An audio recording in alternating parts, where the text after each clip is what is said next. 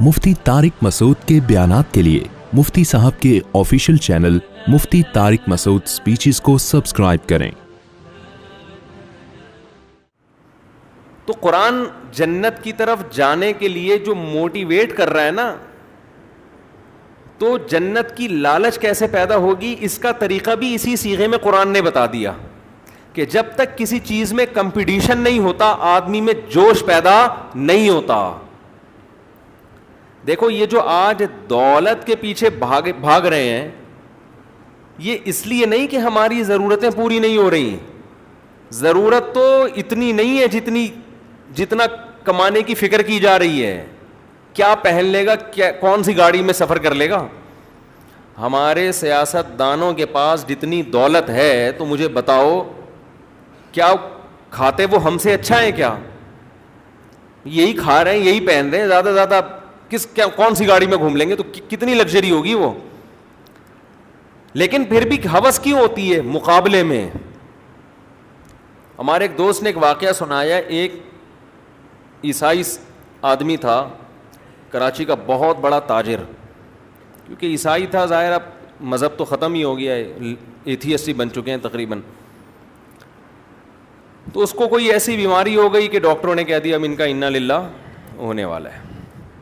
تو موت سے چند دن پہلے اس نے اپنے دوستوں کو بلایا، یہ ہے کمپٹیشن کو سمجھانے کے لیے میں بتا رہا ہوں آپ۔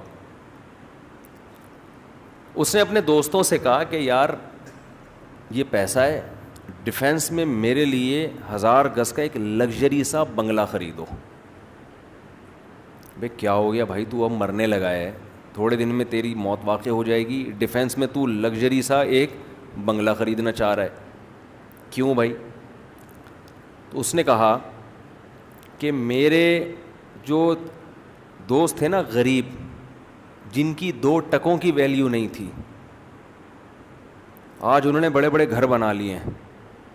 میں چاہتا ہوں کہ میں جب مروں تو میرا جنازہ کسی بڑے گھر سے اٹھے، تاکہ یہ جو 2 ٹکے کے لوگ ہیں جو آج اتنے بڑے بڑے گھر بنا کے بیٹھے ہوئے ہیں، یہ مجھ پہ فخر نہ کر سکیں۔ سمجھتے ہیں بات کو؟ اب بتاؤ مرتے ہوئے آدمی کو 1000 گز کے بنگلے کی ضرورت ہے؟ نہیں ہے تو بولو نہیں ہے، تھوڑا منہ ہلا دو، اب تو رمضان بھی ختم ہو گیا، نہیں ہے نا؟ لیکن کیا ہے کمپٹیشن کہ یار 2 ٹکے کے آدمی جو میرے سامنے سائیکل چلایا کرتے تھے، آج وہ 500 گز کے بنگلے میں رہ رہے ہیں، تو کچھ میری بھی تو کوئی اوقات ہے نا، میں ادھر مروں گا؟ میں نے تو بنایا نہیں اب تک گھر، بزنس میں لگاتا رہا ہوں، فوری طور پر میرے لیے 1000 گز کا بنگلہ تعمیر کیا جائے۔ یہ فالتو کام کس میں ہو رہا ہے؟ صرف کمپٹیشن۔ یہ انسان کی نیچر ہے، یہ انسان کی فطرت۔ دیکھو بچوں کو آپ کسی بچے کو بولو بھاگو، وہ نہیں بھاگے گا، لیکن 2 بچوں کو ریس لگواؤ، وہ ایسا بھاگے گا نا، ہو سکتا ہے کلا بازی کھا کے گر جائے، وہ دوسرے سے آگے نکلنے کی کوشش میں بھاگے گا۔ پوری دنیا اسی کمپٹیشن پہ ہی چل رہی ہے، تقابل پہ ہی چل رہی ہے۔ تبھی قرآن نے یہ نہیں کہا کہ جنت کی طرف دوڑو، قرآن نے کہا ایک دوسرے سے دوڑ میں مقابلہ کرو۔ اب ہوتا کیا ہے، دنیا میں دوڑ کے بہت سارے میدان ہیں، آپ نے دوڑنا، یہ تو نیچر ہے، جب تک آپ کسی سے مقابلے میں نہیں دوڑو گے تو آپ کی دم میں آگ نہیں لگے گی۔ دم میں آگ والے تو پرانا ہو گیا، کچھ نئے لوگ بھی آ جاتے ہیں نا، تو ان کے لیے جلدی جلدی سنا۔ اب جو میں بار بار جو چیزیں سناتا ہوں وہ میں فارورڈ کر کے سناتا ہوں، سوائے شادیوں کے، وہ میں اسی اسٹائل سے تجوید کے ساتھ، ٹھیک ہے نا؟ یہ جو بعض چیزیں ہیں نا میں بہت جلدی اسپیڈ سے سنا دیتا ہوں۔ تو یہ ایک اشکال ہو سکتا تھا نا کہ وہ تو پورے توجہ کے ساتھ، ایکسپریشن کے ساتھ، تو میں اعتراف کر رہا ہوں توجہ کے ساتھ میں تو آنے دینا، اتنا تو اس پہ کلپ نہیں بن سکتا اتنی سی بات پہ، ٹھیک ہے نا؟ تو دوڑ کے نا مختلف میدان ہیں۔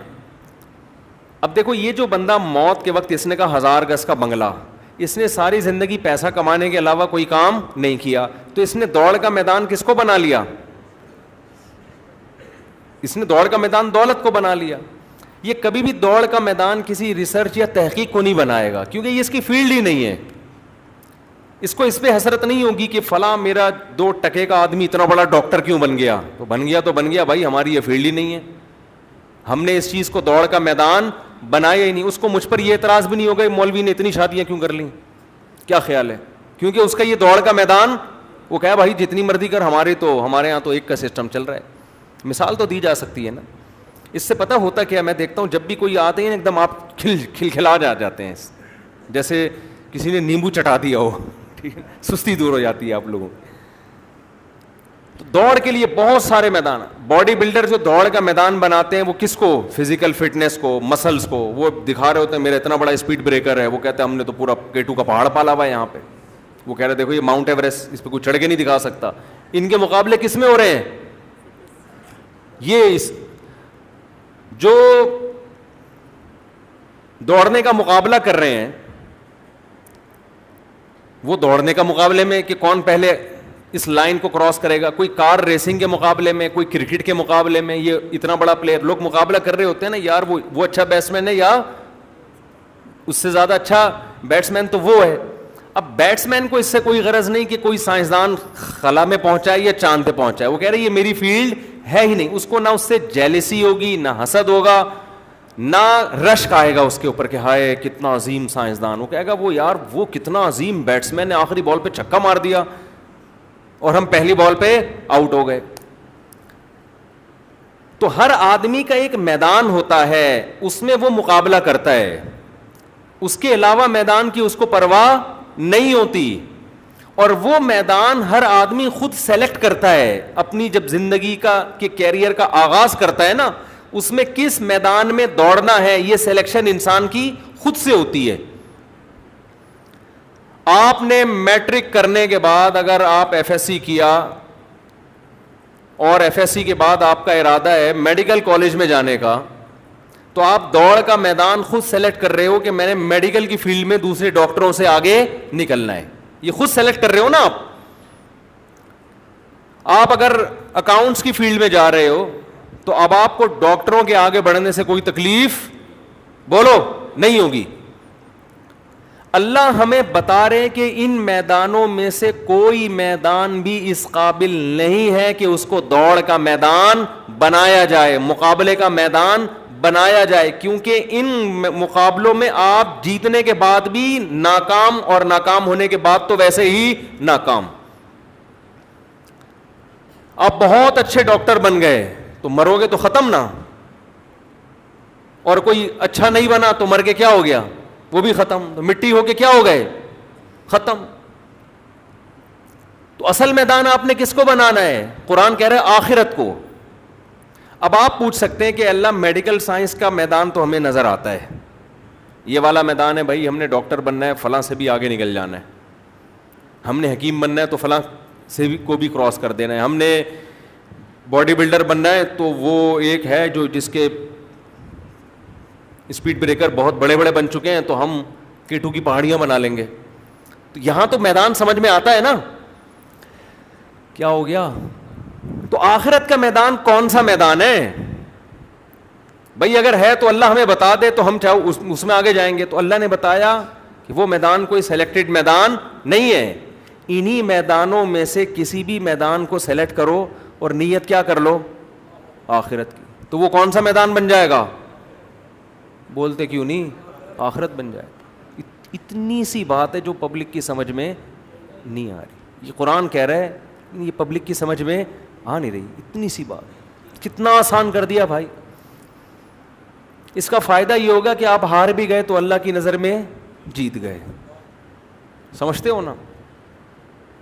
دوسرا فائدہ یہ ہوگا آپ کبھی غلط چیز کو ہدف نہیں بناؤ گے. مثال کے طور فلم انڈسٹری میں آپ اللہ کے لیے آگے بڑھنے کی کوشش نہیں کرو گے کہ یار وہ اتنا بڑا ہیرو بن گیا تو میں جنت کے حصول کے لیے اس سے بھی بڑا ہیرو بن کے دکھاؤں گا. تو بھائی ہیرو بننے سے اللہ خوش, ڈاکٹر بننے سے تو ہو جائے گا کہ تو لوگوں کی زندگیاں بچائے گا, ہیرو بننے سے اللہ خوش نہیں ہوگا. ہم جب بچے تھے ٹی وی دیکھتے تھے نا تو بڑے بڑے فلم اسٹار آ کے بتا رہے تھے اللہ کا بڑا فضل ہے کہ اللہ نے مجھے اس مقام تک پہنچایا. ہم لوگ اب تبلیغ والوں سے کچھ اور سنتے تھے کہ ٹی وی دیکھنا حرام ہے, فلموں میں جانا حرام ہے. ہم کہتے تھے یار یہ عجیب قسم کا آدمی, ایک تو گناہ بھی کر رہا ہے, ہمیں بھی گناہگار کر رہا ہے. ہم تو توبہ استغفار کر کے ڈرامہ دیکھ رہے ہو, ڈرامے بھی اس زمانے کے ایسے دوپٹے لیے ہوئے, اور اتنی اچھی اچھی باتیں, آدمی مسلمان ہو جائے, کلمہ پڑھ لے, اور اس وقت علماء کہتے تھے وہ حرام ہے. حیرت, یعنی کتنا زمانہ چینج ہو گیا ہے نا. تو ہمارے ایک دوست نے پرانے زمانے کے ڈرامے کا کلپ دکھایا 83 کا, وہ دوست بھی یہاں بیٹھے ہوئے ہیں. اتنی اچھی اچھی باتیں ہو رہی ہیں, ایسا لگ رہا ہے کہ ممبر پہ کوئی بیان کر رہا ہے.